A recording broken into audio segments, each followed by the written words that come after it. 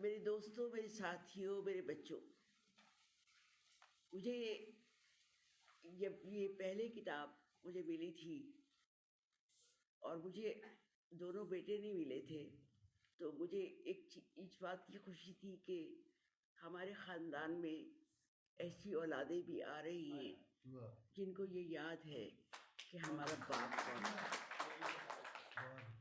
ورنہ ہم صوفی صاحب سے لے کے سوائے فیض صاحب کے ان کی بیٹیاں اور ان کی بیٹیاں ان کو زندہ رکھے ہوئے ہیں، اس کے بعد دیکھتے کیا ہوتا ہے۔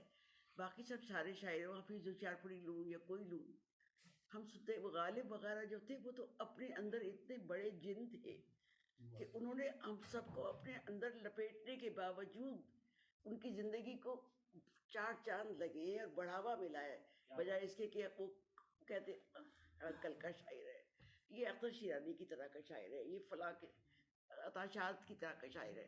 یہ بات ہی نہیں۔ دوسری پہلی بات یہ، اور دوسری بات جو بہت اچھی ہے وہ یہ کہ 77 میں جو بہت ہی خطرناک زمانہ تھا، مجھے مائنوں کا چیف ایڈیٹر لگایا گیا۔ اب میرا نے چپو چلانا شروع کیا کہ استادوں کو تو اپنا درجہ ہے لیکن نئے لوگوں کو لانا چاہیے، اور لوگوں میں میرا ایک صبح کا 1 گھنٹہ یہ ہوتا تھا کہ میں خطوں کے جواب اپنے ہاتھ سے دیتی تھی، اور 1 گھنٹہ ہوتا تھا کہ میں نئے لکھنے والوں کو خط لکھا کرتی تھی، اس کے بعد پھر کچھ اور کام کرتی تھی۔ تو یہ سب لوگ، چاہے وہ رشید امجد بھی یہی کہہ رہا تھا، اور قاصر بھی یہی کہتے تھے، اور ثروت بھی یہی، اور جمال ثانی بھی یہی، کہ ہمیں لکھنے کے اوپر اور اچھا لکھنے کے اوپر تیار کیا۔ بلکہ مجھے ناصر عباس نیر کہہ رہا تھا کہ میں نے آپ کو لکھ کے ایک کوئی نظم بھیجی تو آپ نے کہا شاعری تمہارا کام نہیں ہے، تم نثر کی طرف جاؤ، اور اس کے بعد میں نے تنقید پہ لکھنا شروع کیا۔ تو بہت سے لوگوں کو مجھے کہنا پڑا، اور بہت سے لوگوں کو مطلب بہت محبت سے کہنا پڑا۔ مثلا منیر نیازی کئی دفعہ غزل نظم شروع کرتا تھا اور ایک پیرا کہہ کے اور چھوڑ دیتا تھا، تو منیر نیازی کے ساتھ بڑا لاڈ کر کے میں کہتی تھی منیر گل نہیں پڑی، آگے کر رہا۔ اچھا، شیخی میں بھی جلدی آ جاتا، اچھا میں کرنا۔ اس کے بعد اگلے دن نظم پوری ہوئی ہوتی تھی۔ تو ہمیں سب کو پرووکیشن بھی چاہیے ہوتی ہے، ہم سب کو چاہیے ہوتی ہے کہ ہم کہیں کہ ہاں فلاں چیز تم نے اچھی لکھی۔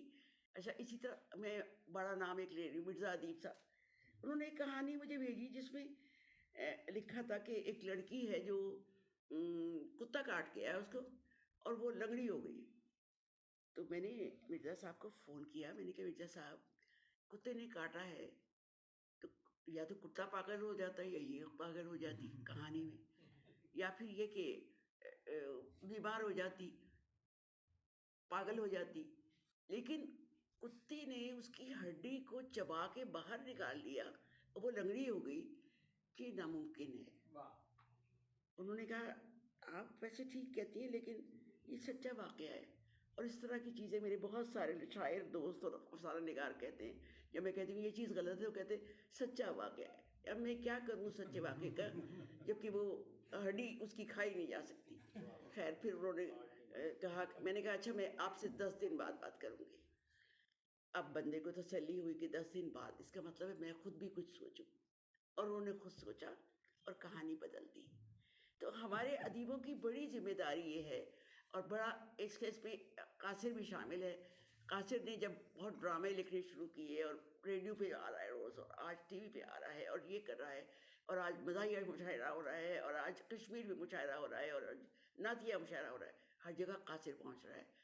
تو میں نے قاصر کو کہا، میں نے کہا اپنی قوت کو بڑھانے کے لیے وسعت اس طرح نہیں دیتے، اپنی چیزوں کو لکھنے کو اور بھی بہتر بناؤ، اور طریقہ یہ نہیں ہے کہ ہر نعتیہ مشاعرے میں پہنچے ہوئے ہو، ہر جامع پاکستان کے مشاعرے میں پہنچے ہوئے ہو، ہر جگہ پہنچے ہوئے ہو، تمہارے اندر وہ جذبہ نہیں ہے، لیکن وہ جذبہ مصرے بنا کے، اور زندہ ہے پاکستان مجھ میں، زندہ ہے پاکستان، اس طرح کے مصرے کہو، کس کو پسند آئے گا؟ اور تمہاری شاعری میں کوئی نام پیدا نہیں ہوگا۔ تو میں نصیحت بھی ہمارے چھوٹوں کو اور ایون بڑوں کو بھی کئی دفعہ بکواس کر دیتی تھی، لیکن بہت اچھی بات یہ تھی کہ میرے سے محبت ان سب کو بہت زیادہ تھی. اور قاصر کے ساتھ تو میرا رشتہ اس طرح سے کا تھا کہ جب وہ اچھی غزل کہتا تھا تو میں کہتی تھی یہ منزل جو آ گئی ہے نا، اب تم نے اس سے آگے جٹ پڑنا ہے. کبھی کبھی میں کہتی تھی پرانی روایت کو استعمال ضرور کرنا ہے لیکن نئے انداز سے کرنا ہے. کبھی سودا کا کوئی حوالہ آ جاتا تھا، کبھی میر کا حوالہ آتا تھا، تو میں ایک لفظ ایک دفعہ میں نے میر کے ہاں پڑھا، خواب کرنا. خواب کرنا، میں نے کہا یہ تو کہیں اور نے تو استعمال نہیں کیا لیکن میر نے استعمال کیا ہے. تو اس قدر مجھے اس نے لطف دیا کہ جتنے ہی میرے ساتھ یہ بچے جوان ہو رہے تھے یا جو کچھ تھے ان سب کو بھی میں نے بتایا، اور پھر میرا خود دل کیا کہ میں بھی اس کے لفظ کو غزل میں استعمال کروں. تو اس طرح ہم ایک دوسرے سے لفظ سیکھتے تھے. مثلا جب چاند پہ انسان گیا تو جو شعر خود غالب نے پسند نہیں کیا تھا، نقش پاپ آیا کہ پاپ آیا آ رہا ہے اس لیے میں اس کو پسند نہیں کرتا، لیکن آخر کلیات جب چھپی تو اس میں ان کے آخر کے حصے میں جو نسخہ حمیدیہ ہے اس میں سے لے کے اس میں دیا گیا، کیونکہ ایسا شعر زندگی میں کسی اور نے کہا ہی نہیں جیسا غالب نے کہا. تو غالب کا حوالہ دیتے ہوئے میں یہ کہوں گی کہ جیسے خاور نے کہا کہ ان جن کے نین نشیلے تھے یا محبت میں کیا کام آیا، یہ ساری چیزیں جو ہیں یہ بے ساختگی کے شعر ہیں، ساختہ نہیں ہیں. مطلب ایک لفظ مل گیا کہ میں نہ سمجھاؤں نہ سمجھوں گا نہ سمجھاؤ مجھے، خدا کے لیے آگے سے سرک جاؤ مجھے. انہوں نے کہا یہ کیوں کہا؟ اس نے کہا آپ نے تو کہا تھا لطیف قافی ایک سے ملنے چاہیے، تو اس لیے اس طرح کا یہ شعر کہا. تو اس طرح کے بھی بہت شاعر ہوتے ہیں جو ہمارے الحمرا قسم کے بہت سارے رسالے نکلتے ہیں، اس میں یہ سب شامل ہوتے ہیں اور چھپے ہوتے ہیں، اور ہمیں اس پڑھنے کے لیے بھیجے بھی جاتے ہیں. ان کی بڑی مہربانی. اس سے سیکھنا چاہیے کہ ہاں شعر کہاں رہتا ہے، جنگل میں رہتا ہے کہ کتاب میں رہتا ہے.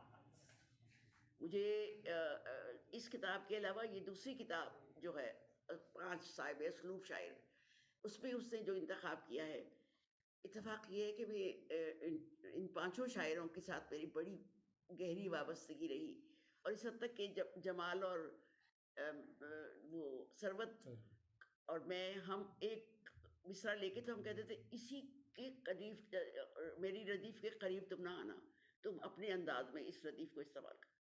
اس طرح کر کے ہم بات کرتے تھے. قاصر کا مسئلہ یہ تھا کہ قاصر جب لاہور آتا تھا تو اور شخص ہوتا تھا، جب پشاور ہوتا تھا تو اور شخص ہوتا تھا، اور جب اسکول سے پڑھانے سے آیا تھا نیا اور میں نیشنل سینٹر میں تھی اور اس کی کتاب کی تقریب وہاں کی تھی میں نے، اس وقت یہ پہلی کتاب کا اتنا اچھا رسپانس تھا اور اتنا اچھا لوگوں نے پسند کیا تھا، کیونکہ اس زمانے میں بہت لوگ لکھنے لگے تھے لیکن کوئی تھا جو قاصر بنا تھا، کوئی تھا جو جمال بنا تھا، کوئی تھا جو ثروت بنا تھا. اور اسی طرح سے آج کے زمانے میں ہم نے تلاش کرنا ہے اور ڈھونڈنا ہے اچھے شاعروں کو اور انہیں کو پروموٹ کرنا ہے. بہت سے لوگوں کو میں آپ کو کیا بتاؤں، ایسی بات بڑھ گئی. میں دفتر میں بیٹھی تھی تو ایک صاحب اندر آئے، انہوں نے سرما لگایا ہوا، بہت سے چپڑے ہوئے بال، ہاتھ میں ان کا گھی کا کنستر، اور میں نے کہا تشریف لائیے، کہاں سے آئے؟ انہوں نے کہا شاید ساہیوال سے. یہ کہاں سے؟ چھوٹے سے شہر کا نام لیا. میں نے کہا اچھا فرمائیے کہاں سے؟ بازار سے آ رہے ہیں کیا؟ جی نہیں، یہ سوغات آپ کے لیے لایا ہوں، آپ میری غزل چھاپ دیجیے. میں نے کہا دیکھیے اگر غزل ہوگی تو میں چھاپ دوں گی لیکن یہ نہیں لوں گی.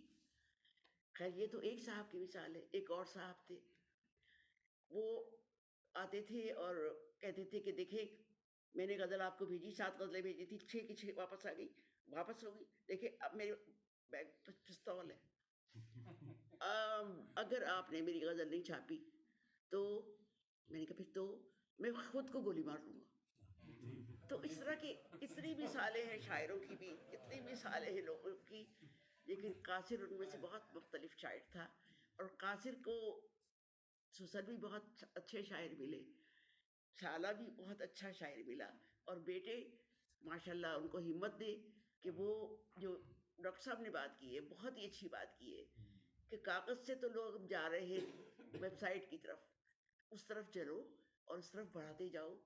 لوگوں کو تنہائی میں پڑھنے کے لیے اگر کچھ چاہیے تو وہ یوٹیوب پہ چلے جاتے ہیں، کیونکہ کتاب ان کی قیمت سے بہت زیادہ ہوتی ہے، تو کچھ نہ کچھ یوٹیوب سے بہت کچھ گند بھی ملتا ہے لیکن کچھ اچھا بھی مل جاتا ہے. تو اب یوٹیوب کی طرف آؤ، اور میں آپ سب کا بہت شکر گزار ہوں کیونکہ بڑے توپ نام کے شاعروں کا تو مجمع بہت توپ ہوتا ہے، لیکن یہ وہ شاعر ہے جو اپنی درویشی میں رہتا تھا، اسے کبھی ضرورت نہیں ہوئی تھی کہ وہ کسی وزیر کو ملے یا کسی بڑے آدمی کو ملے، وہ شاعروں کو ملتا تھا، اور شاعروں کو ملنے والا شاعر ہمارے درمیان اب تک زندہ ہے. بہت شکریہ.